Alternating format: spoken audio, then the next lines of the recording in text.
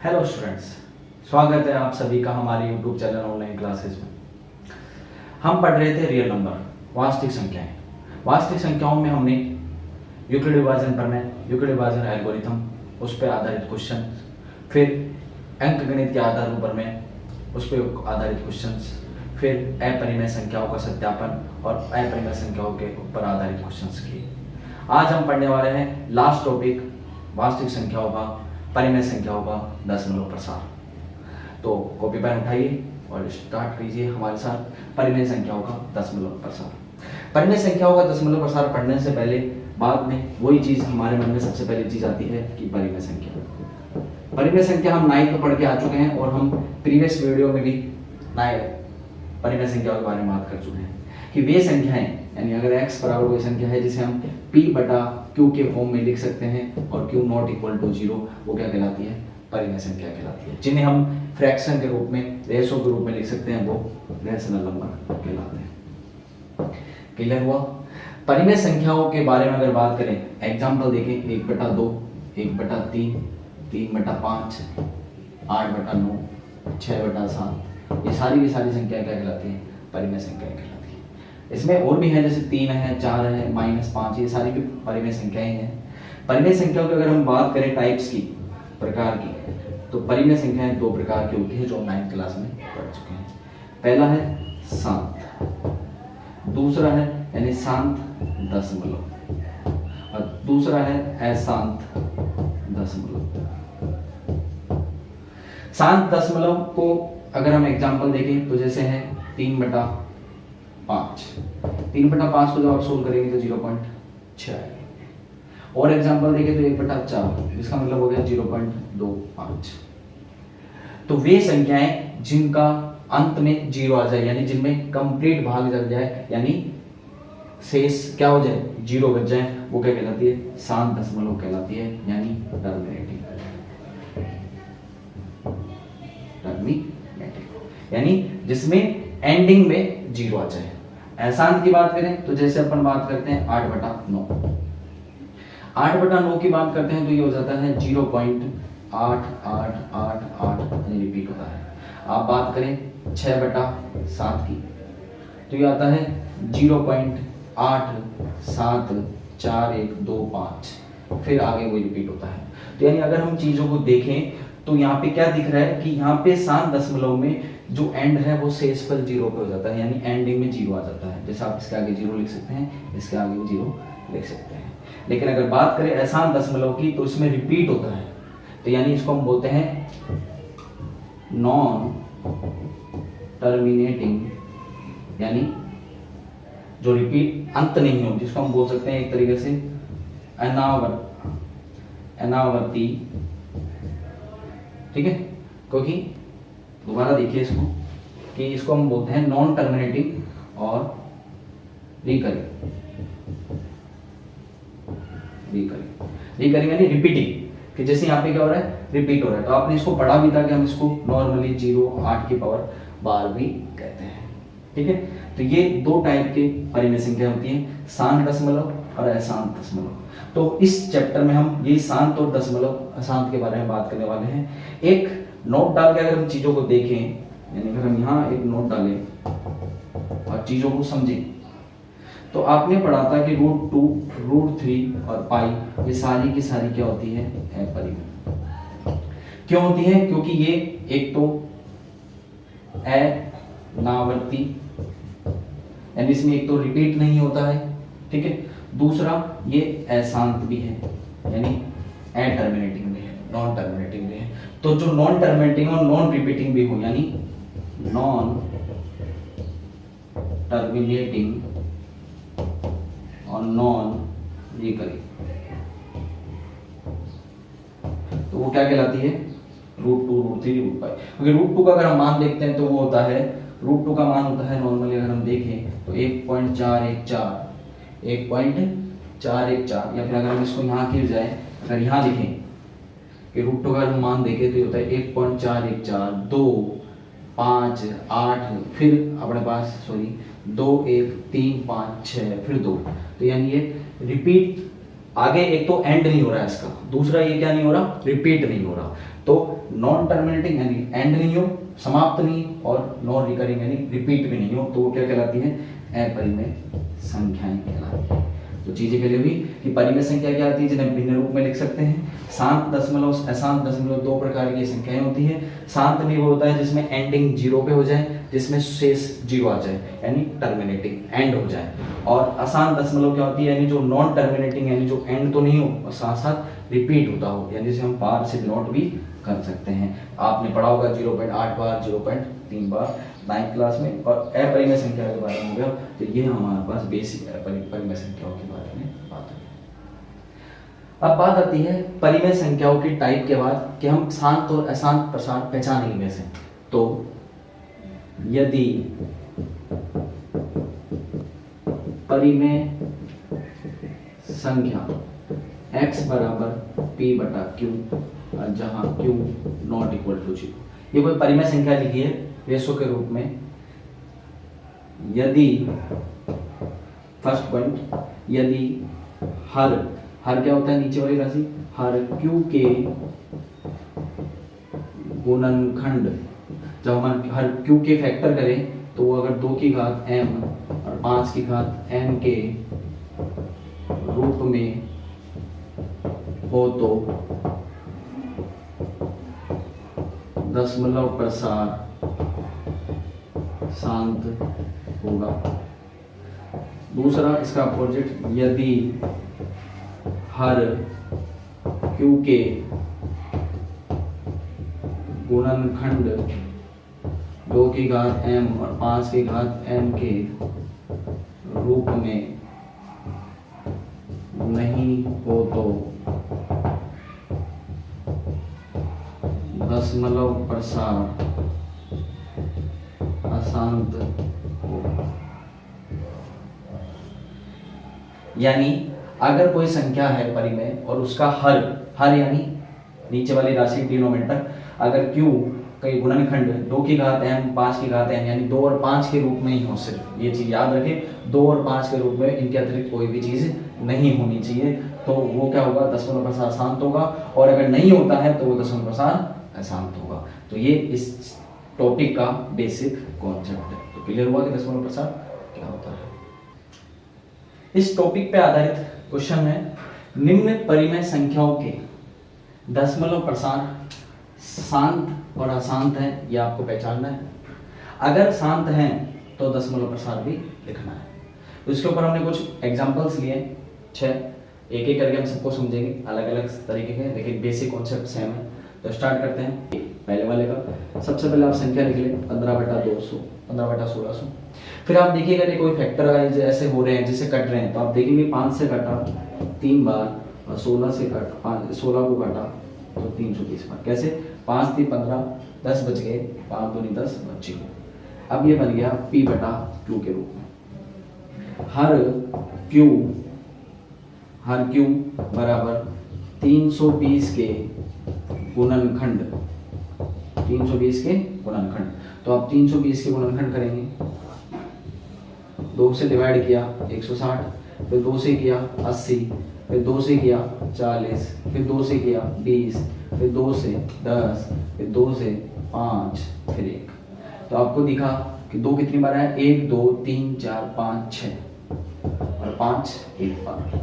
क्या आ गया, चूंकि हर के गुणनखंड, अब सबसे इंपॉर्टेंट लाइन, चूंकि हर के गुणनखंड आपको दिख रहे हैं, हर के गुणनखंड में 2 और 5 के अतिरिक्त कुछ भी नहीं दिख रहा, 2 और 5 के अतिरिक्त कुछ भी नहीं दिख रहा, यानी हर के गुणनखंड 2 की घात m और 5 की घात n के रूप में हैं। अतः दशमलव प्रसार शांत है। यानी हर में सिर्फ 2 और 5 ही हैं, तो वो क्या है, दशमलव प्रसार शांत है। तो पहला क्वेश्चन हो गया कि शांत है या नहीं, हाँ है। अब आता है कि दशमलव प्रसार कैसे चेंज करेंगे। तो देखो, सबसे पहले आप लिखेंगे 15/1600 बराबर 3/320 बराबर 3, ऊपर कोई फैक्टर नहीं है, नीचे वाले के फैक्टर किए तो हमारे पास है 2 की घात 6 और 5 की घात 1। अब यहाँ से समझने वाली चीज ये है कि आप देखेंगे कि 2 और 5 के गुणनखंडों में न्यूनतम घात किसकी है, तो आप देखेंगे 2 की घात 6 और 5 की घात 1, तो कम कौन है, 5 की घात। तो कितना कम है, अगर आप दोनों के बीच में अंतर देखेंगे तो आपको दिखेगा 5 का अंतर है, तो आप 5 की घात 5 से ऊपर नीचे गुणा कर देंगे। जैसे ही गुणा करते हैं, मैं इसको रफ कर रहा हूँ, आपको ये फैक्टराइजेशन समझ में आ गया होगा।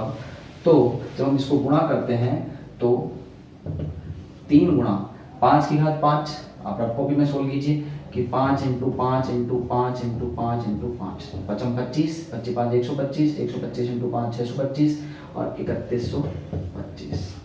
नीचे अगर हम देखें तो 2 की घात 6 था और 5 की घात, आपने पढ़ा है 9th में, अगर आधार समान है तो घातें जुड़ जाती है, तो 5 की घात 1 एडी, 5 की घात 5 एडी, तो 5 की घात कितनी होगी, 6।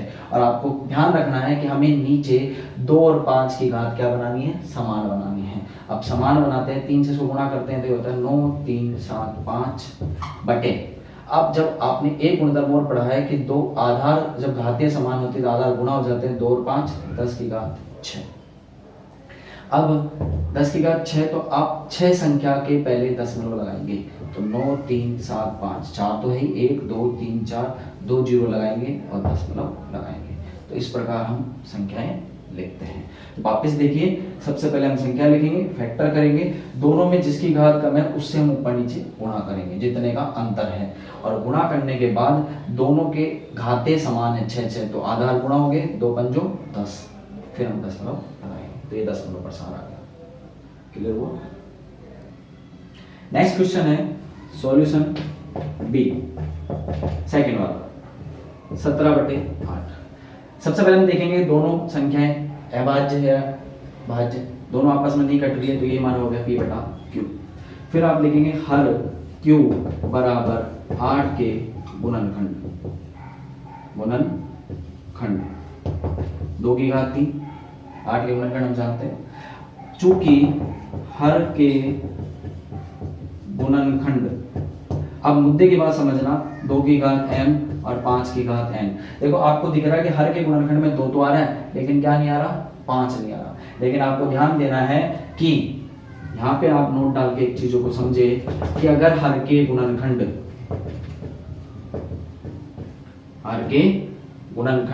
पहला 2 की घात में हो केवल, दूसरा 5 की घात में हो केवल, जैसे 2 की घात 3, 5 की घात 4, तीसरा 2 व 5 की घात में हो, जैसे 2 की घात 3, 5 की घात 2, तो परिमेय शांत होगा। यानी अगर 3 चीजें हो, 2 की घात हो केवल जैसे यहाँ, या 5 की घात हो, या 2 और 5 हो, इनके अतिरिक्त कुछ भी होगा, 3 4 3 7, तो क्या होगा, अशांत होगा। तो ये चीजें आप याद रखें। तो यहाँ पे हर के गुणनखंड में 2 आ रहा है, तो 2 की घात m और 5 की घात n के रूप में है। सर 5 तो नहीं है, हम 5 की घात 0 लिख सकते हैं। क्लियर हुआ? तो 2 की घात n, 5 की घात n के रूप में है, अतः शांत प्रसार होगा। क्या होगा? शांत प्रसार होगा। अब शांत प्रसार होगा, अब कैसे चेंज करेंगे, 17/8, 17/2 की घात 3। अब आप देखेंगे कि अगर यहाँ पे 5 की घात नहीं है तो मैं क्या लिख सकता हूँ, 5 की घात 0। क्या लिख सकता हूँ, 5 की घात 0। अब दोनों 2 और 5 की घातों में अंतर कितना है, 3 और 0 में अंतर निकालेंगे तो 3, तो आप 5 की घात जिसकी घात कम है उससे ऊपर नीचे गुणा कर देंगे। वापस सुने कि पहले हम देखेंगे कि दोनों में घात किसकी कम है, तो 5 की घात कम है। फिर हम देखेंगे कितना अंतर है घातों में, तो 3 और 0 में कितने का अंतर है, 3 का।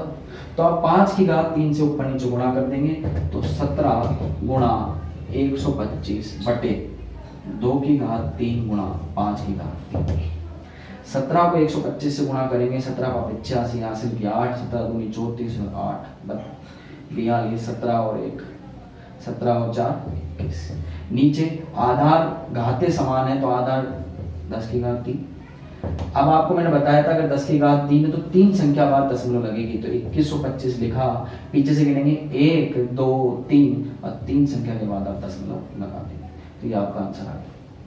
तो क्लियर हो? तो दोबारा देखें कि जब तक हर के गुणनखंड में अगर 2 की घात हो, 5 की घात हो या 2 और 5 दोनों की हो, इसके अतिरिक्त कुछ भी होगा, जैसे अगर हम एग्जाम्पल देखें यहाँ पे चौथा कि 2 की 3 की घात 2, 5 की घात 2 और 2 की घात 4, तो ये आसान है।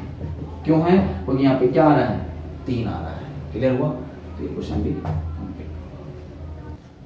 नेक्स्ट क्वेश्चन लेते हैं। सॉरी इसमें गलती हो गई, हमने 17/8 ही ले लिया, 17/6 है, तो आप इसको करेक्शन कर लीजिएगा 6। तो 17/6, तो वही दोनों कट लीजिए, तो ये P/Q, हर Q बराबर 6 के गुणनखंड 2 गुणा 3। 6 के गुणनखंड होती है 6, चूंकि हर के गुणनखंड 2 की घात m और 5 की घात n के रूप में नहीं है। क्यों नहीं है? क्योंकि 2 तो है, लेकिन क्या आ गया? 3 आ गया। तो मैंने अभी आपको बताया था या तो 2 हो या 5 हो या दोनों हो, इनके अतिरिक्त कुछ नहीं होना चाहिए। तो यहाँ पे 2 तो है, लेकिन क्या आ गया? 3, तो ये नहीं है। अतः दशमलव प्रसार अशांत होगा। और फिर सर अगर अशांत होगा तो हमें दशमलव प्रसार लिखना है? नहीं लिखना है। यहाँ तक ये क्वेश्चन सोल्व हो गया। क्लियर हुआ? तो ये क्वेश्चन भी कंप्लीट हुआ। नेक्स्ट क्वेश्चन है solution number D. Solution number D की हम बात करें तो वह 49/500, कोई फैक्टर नहीं हो रहा है, तो ये हो गया P/Q। हर Q बराबर 500 के गुणनखंड। अब 500 के गुणनखंड करेंगे, यहाँ पे करेंगे 2 से करा 250, 2 से 125, फिर 5 से 125, सॉरी 25, फिर 5 से 5 5 1। तो आपने देखा कि 2 की घात 2 और 5 की घात कितना आ गया? 3। ये हमारे पास हर के गुणनखंड आ गए। चूंकि हर के गुणनखंड में 2 है, 5 है, इसके अलावा थोड़ी कुछ है, नहीं है। तो हर के गुणनखंड 2 की घात m और 5 की घात n के रूप में है। अतः दशमलव शांत होगा। अब दशमलव शांत तक हम कैसे चेंज करेंगे? 49/500, 49 को 2 के फैक्टर करें, 2 का स्क्वायर इंटू 5 की घात 3। तो मैंने आपको बताया था सबसे पहले देखेंगे दोनों में गुणनखंड में घात किसकी कम है? 2 की। तो आप 2 की घात से ऊपर नीचे गुणा करेंगे, कितने? अंतर 1। तो 98/2 की घात 3, 5 की घात 3। क्यों? घातें जुड़ गई। अब मैंने आपको बताया था कि अगर आधार घातें समान है तो आधार 10 की घात 3। अब क्या करेंगे? 98, 10 की घात 3 का मतलब 3 संख्या पहले दशमलव लगाना है। तो हमारे पास कितनी संख्या है? 2। तो 2 तो आ गई। अब बच्ची सर 1 क्या करें? तो आप 0 लगाएं और फिर दशमलव लगाएं। तो इस प्रकार हमारा आंसर हुआ। क्लियर हुआ? नेक्स्ट क्वेश्चन है सॉल्यूशन नंबर ई। सबसे पहले क्वेश्चन लिखेंगे 129/2 की घात 2, 7 की घात 5 की घात 7 और 7 की घात 5 P/Q के फॉर्म में है। अब आप ध्यान से देखें तो इसमें पहले हर के गुणनखंड है, यानी हर Q के गुणनखंड बराबर 2 की घात 2, 5 की घात 7 और 7 की घात 5।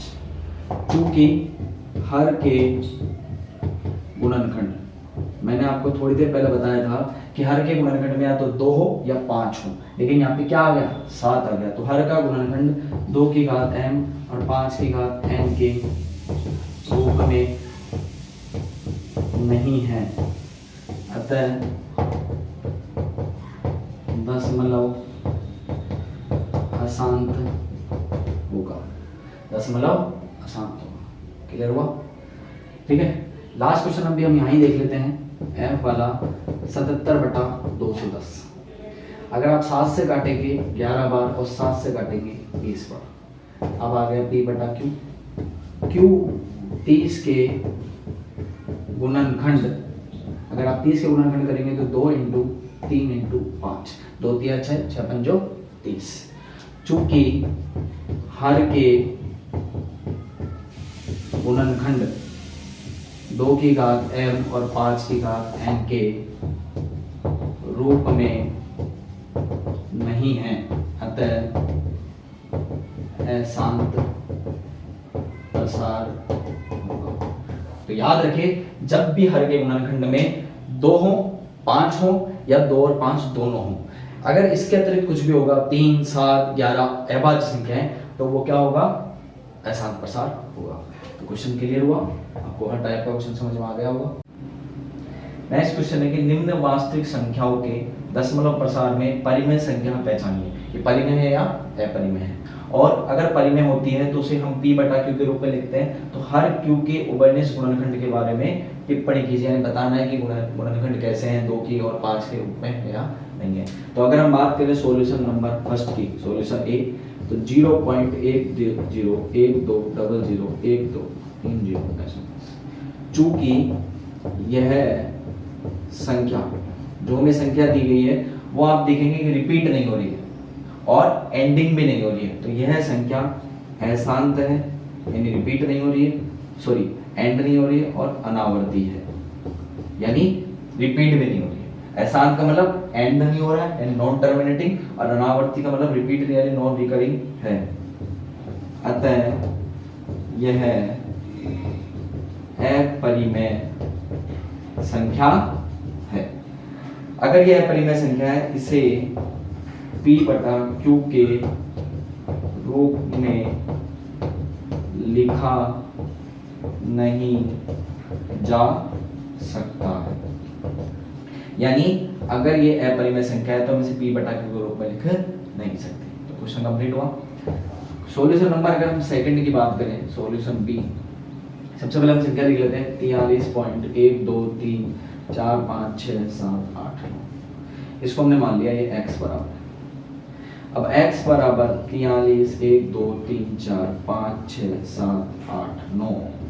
अब आप देखेंगे कि 1 2 3 4 5 6 7 8 9, 9 संख्या पहले दशमलव तो नीचे हो गया 10 की घात 9।